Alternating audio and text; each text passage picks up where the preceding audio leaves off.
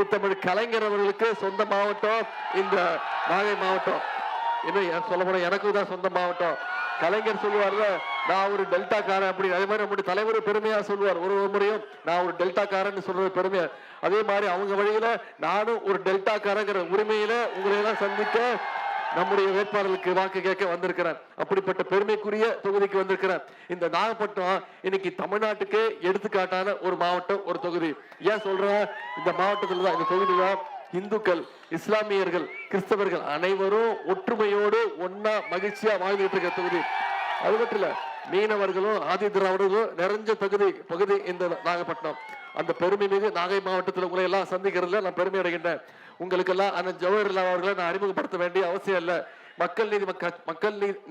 மனிதநேய மக்கள் கட்சியுடைய தலைவர் மதிப்பிற்குரிய பேராசிரியர் ஜவஹர்லால் அவர்களை உங்ககிட்ட வெற்றி வேட்பாளரா நம்முடைய தலைவர் அவர்கள் ஒப்படைச்சிருக்கிறாங்க. வெற்றி பெற செய்வீங்களா?